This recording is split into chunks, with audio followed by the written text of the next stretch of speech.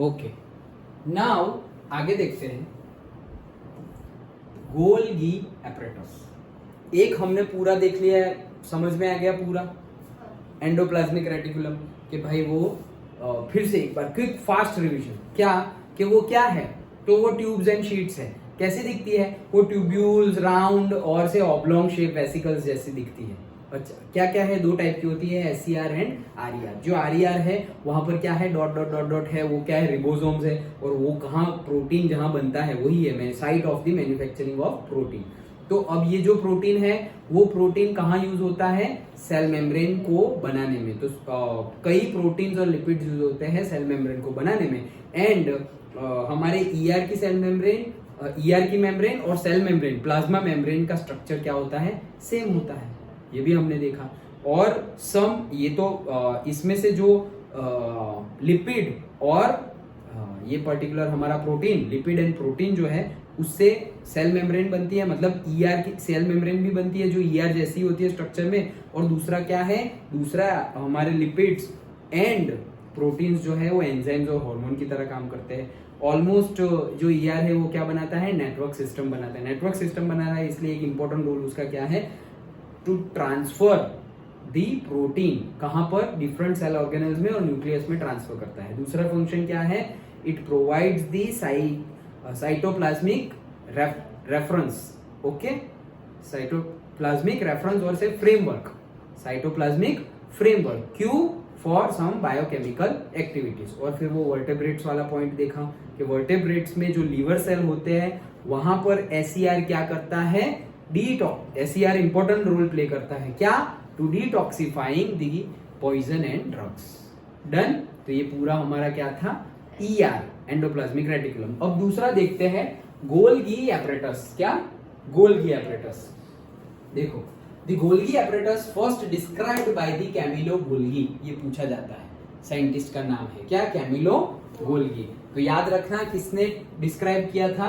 Camillo Golgi ने। Consist of a system of membrane bound vesicles, flattened sacs arranged approximately parallel to each other in stacks called the cisterns. Okay, क्या बोल रहे हैं? यहां पर भी वेसिकल ही है, लेकिन कैसी वेसिकल है? ऐसे ऐसे गई और ऐसे, मतलब बैग, लेकिन फ्लैट होती है। कैसी बैग है? फ्लैट। मतलब कि मैं तुम्हें फिगर तो दिखाऊंगा ही, लेकिन कैसी? जैसे ऐसे इरेगुलर शेप होता है, ऐसा कोई फिक्स शेप नहीं होता।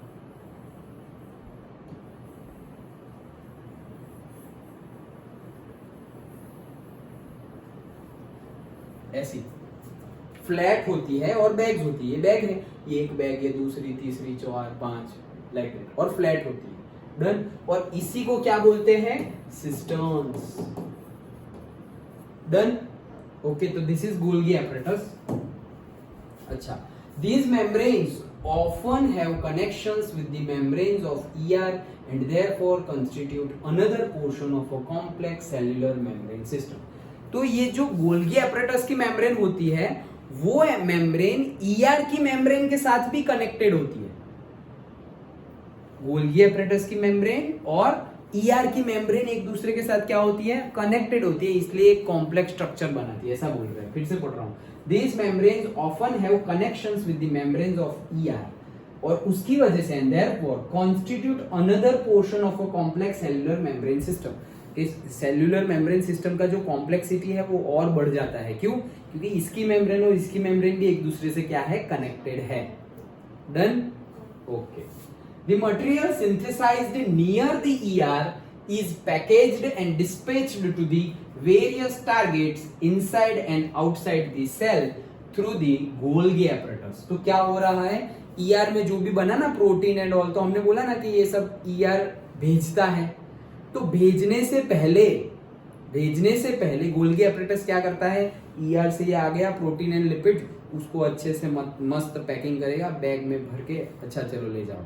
कहाँ ले जाओ? सेल के बाहर ले जाना हो तो सेल के बाहर ले जाओ, और सेल के अंदर रखना हो, डिफरेंट एपरेटस में देना हो, सेल ऑर्गेनल्स में, न्यूक्लियस में, वहां भी दे दो। डन। क्या? ईआर में से जो माल आया, मतलब क्या आया? प्रोटीन एंड लिपिड्स आया, उसको अच्छे से पैकिंग करेंगे और पैक किया हुआ फिर ट्रांसपोर्ट कर देंगे। कहाँ ट्रांसपोर्ट करेंगे? सेल के बाहर ट्रांसपोर्ट करना हो तो बाहर भी करो, और सेल के अंदर डिफरेंट ऑर्गेनल्स है वहां या न्यूक्लियस में ट्रांसफर करना है वहां भी ट्रांसफर करो, तुम्हारी मर्जी। डन? ओके, सो फिर से पढ़ता हूं। The material synthesize near the ER is packaged, packing हो गया, and dispatched to the various targets inside and outside the cell through the Golgi apparatus. Its function includes the storage, modification and packaging of products in the vesicle. तो क्या क्या हो रहा है देखो, उसका फंक्शन क्या है। ये जो मटेरियल आया, लिपिड्स एंड प्रोटीन आया, तो गोल्गी एपरेटस का काम क्या है? पहला काम तो हमने देखा ना, क्या करना है? पैकेज करना। तो उसका काम है रिपेयर करना हो, मतलब उसमें कुछ एडिशन करना हो या उसमें से कुछ निकाल देना हो, वो काम करेगा रिपेयर। ओके, कोई मॉडिफिकेशन करना हो, मतलब रिपेयर मतलब क्या? वही modification, includes the storage, modification and packaging. तो रिपेयर मतलब क्या? मॉडिफिकेशन, कि उसमें कुछ डालना, उसमें से कुछ निकालना, तो वो क्या हो गया? मॉडिफिकेशन। उसको लगेगा ये तो स्टोर करना है तो वो स्टोर भी कर लेगा, और फाइनली पैकेज तो करना ही है। तीन चीजें याद रखो, पैकेज करना है, वो उसका तो एक सेंटेंस देख लिया हमने, पैकिंग कर रहा है वो, तो पैकिंग करता है। दूसरा क्या करता है? मॉडिफिकेशन, मतलब ज्यादा करना हो तो ज्यादा, कम करना हो तो कम, ओके, मॉडिफिकेशन हो जाएगा।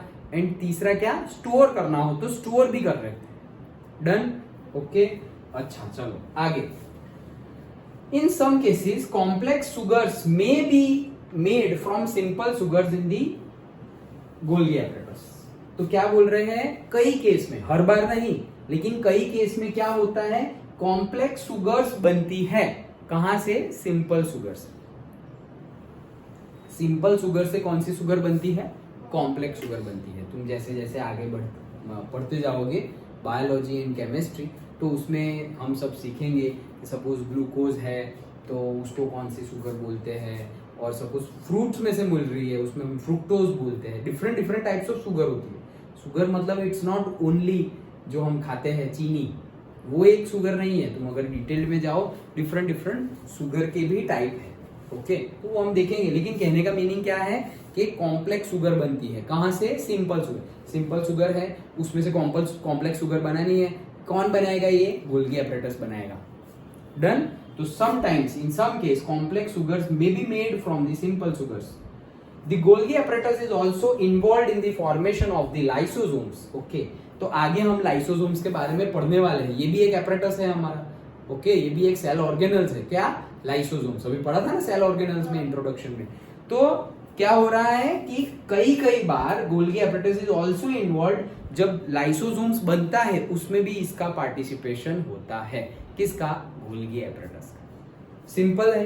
ओके, तो बस ये छोटा सा ही हमें पढ़ना था। ये उनकी फोटोग्राफ है कैमिलो गोल्गी की। डन? तो गोल्गी एपरेटस तो बहुत छोटा सा था। क्या है गोल्गी एपरेटस? गोल्गी एपरेटस सबसे पहली बात किसने डिस्क्राइब किया था? कैमिलो गोल्गी ने। ये क्या है भाई? तो यहाँ पर भी फ्लैट सैक्स ही होते हैं, वेसिकल्स ही होते हैं, बहुत सारे होते हैं, उसको बोलते हैं सिस्टर्न्स। डन? ओके, सो वही है, पैरेलली अटैच होते हैं, पैरेलली होते हैं। अब क्या कि भाई कॉम्प्लेक्स कैसे हो जाता है? इसकी जो मेम्ब्रेन होती है कई बार वो ईआर की मेम्ब्रेन से कनेक्टेड होती है, कनेक्शन में होती है। सो ये जो मेम्ब्रेन स्ट्रक्चर है वो और भी ज्यादा क्या हो जाएगा? कॉम्प्लेक्स हो जाएगा। डन? उसके फंक्शंस क्या है? तो वहां से जो आया उसको पैक करना और डिफरेंट डिफरेंट सेल ऑर्गेनल्स में भेजना काम उसका है। मेन फंक्शन मतलब अगर 3 वर्ड में बोलना हो तो क्या क्या है? पैकेजिंग है, मॉडिफिकेशन है और स्टोरेज है। डन? और कई बार क्या होता है कि वो सिंपल शुगर में से कॉम्प्लेक्स शुगर बनाता है, और कई बार ऐसा भी होता है कि लाइसोसोम बनने में हेल्प करता है। डन? समझ में आ गया? पक्का? 2 हमने अभी कंप्लीट की, एंडोप्लाज्मिक रेटिकुलम और दूसरा था गोल्गी एपरेटस। गोल्गी एपरेटस अच्छे से समझ में आया? पक्का? कोई डाउट नहीं? श्योर ना? तो इतना रखते हैं आज। ओके, गोल्गी एपरेटस तक। अब आगे दूसरे जो है वो हम पढ़ेंगे, एंड उसके बाद हमारा चैप्टर कंप्लीट हो जाएगा। इजी चैप्टर है, इजी लग रहा है ना? हमने क्या क्या देखा? देखो स्टार्टिंग से हमने स्टार्ट किया कि भाई सेल तो कैसे आया, कहाँ आया, रॉबर्ट हुक ने क्या किया, डिफरेंट डिफरेंट साइंटिस्ट ने क्या किया। फिर टाइप्स ऑफ सेल्स भी हमने देखा कि भाई मल्टी सेल्यूलर ऑर्गेनिजम्स भी होता है और यूनिसेल्यूलर भी होता है। फिर हमने देखा डिफरेंट टाइप्स ऑफ सेल, हमारी जो मल्टी सेल्यूलर में भी कौन कौन से टाइप ऑफ सेल्स हैं वो सब हमने फिगर के साथ देखा कि ये है।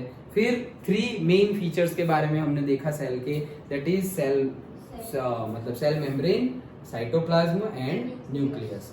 तो हमने स्टार्ट किया कहाँ से, सेल मेम्ब्रेन से स्टार्ट किया। सेल मेम्ब्रेन के बारे में हमने डिस्कस किया, इंट्रोडक्शन देखा, फिर हमने देखा भी कि वो 3 टाइप्स जो हमने देखे थे, आइसोटोनिक सॉल्यूशन, हाइपरटोनिक और hypo, hyper and isotonic solutions होगा तो क्या होगा, मतलब वैसे का वैसा ही रहेगा वो सेल, या फिर वो सेल स्वेल हो जाएगा, या फिर वो सेल श्रिंक हो जाएगा, वो सारे केसेस हमने देखे। फिर वो देखने के बाद हमने सेल वॉल भी देखा, ओके, कि वो सेल वॉल कौन से सेल में होता है, प्लांट सेल में होता है, yes, okay. And then we have discussed the cytoplasm, then we have discussed nucleus.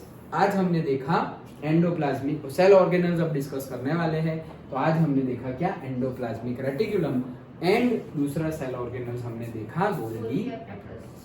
Understood, समझ में आ गया? तो जितना हुआ है उतना चैप्टर अच्छे से रिवाइज करो तो सब कुछ फिट हो जाएगा। अंडरस्टूड, कोई डाउट नहीं है? ओके।